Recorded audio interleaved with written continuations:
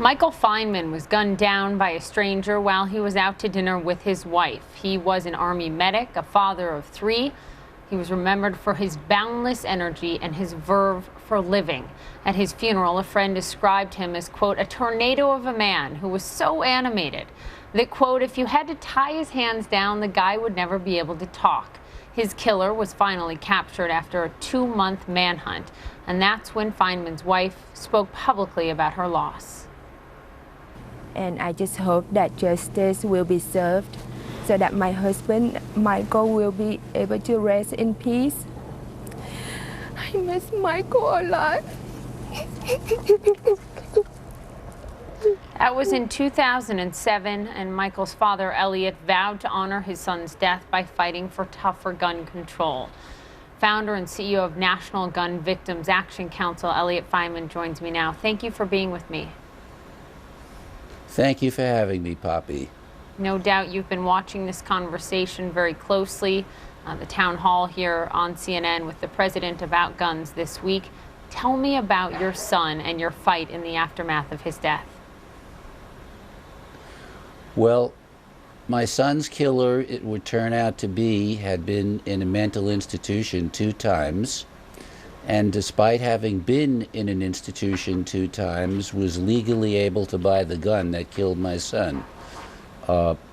When I was able to function after hearing about my son's murder, I decided that I would dedicate the rest of my life to working on the gun issue and to bring my skill set.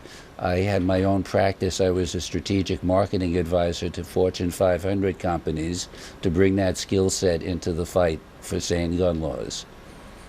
You wrote a CNN.com op-ed this week after the president's town hall, and you said this. You said, the president needs executive action that cannot be obstructed by Congress. It's only possible under a declared national state of emergency for the gun violence epidemic. Examples of executive actions that are necessary and would be blocked by Congress absent a declared national state of emergency include universal real background checks, suspending the gun industry's immunity from lawsuits, monitoring ammunition sales, and banning those on the terror watch list from buying guns. You say the president needs to call this a national state of emergency. And you also say that if you had a chance to ask him that question, that's what you would say. Why not call this a state of emergency? Do you think that's realistic? Do you think that could happen? First of all, it's not only realistic, it's almost required under the National Emergencies Act. When there's a threat to the public safety and health, the president is obliged to call a national state of emergency if it can't be contained by normal means. We have a death rate of 82 people losing their lives every day to guns, a cost of over $625 million a day. If that's not a national emergency, I don't know what it is. You know, what is?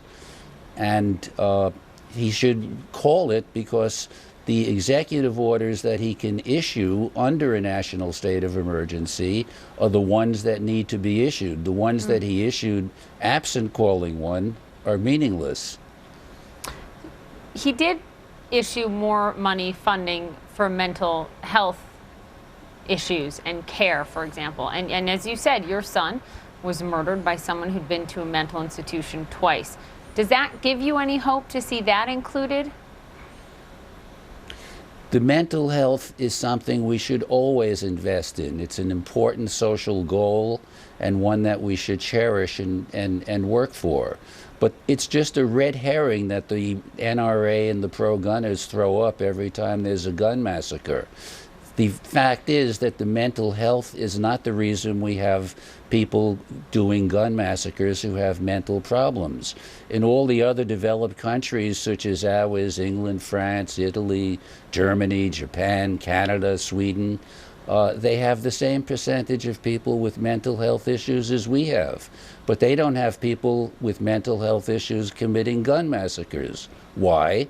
Because they have sane gun laws and they keep the guns out of the hands of people with mental health issues. Let me ask you this, Elliot. Ultimately, for there to be sweeping change, like what was proposed after the Sandy Hook massacre in Newtown, Congress needs to do it, frankly. It can't be the president, it can't be executive orders. And we have not seen an appetite for that among our leaders in legislature right now to get something through. Do you have any hope that Congress will? And is this a single voting issue for you and those that you know? Will they vote on guns? As the president said in his op-ed in the New York Times this week, he said, I will not vote for certain lawmakers if they haven't done X, Y, and Z on guns. Is it a single voting issue at this point for those you know?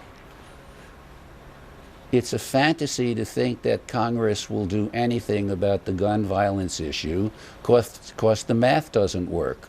There are 17 pro-gun states, Utah, South Dakota, Wyoming, Alabama, where the senators represent what the people want, and they will never vote for any sane gun law. That 17 states means 34 senators are gone. So to pass anything, you need 60 senators, and that would require getting 60 out of the remaining 66 to support it. It's not going to happen. The only way we're going to get sane gun laws is for the president to declare a national state of emergency, and we have a petition on our website, www.gunvictimsaction.org, and you can go there and sign that petition. We've got to let him know that there's 500,000 of us that want him to do what he needs to do and what he's supposed to do. Elliot Feynman, thank you very much for joining me. And also, I'm just so sorry for the loss of your son. Thank you, Elliot. Thank you, Poppy. 2 nights from now, President Obama will give his final State of the Union speech. One of his great challenges, a world in turmoil. And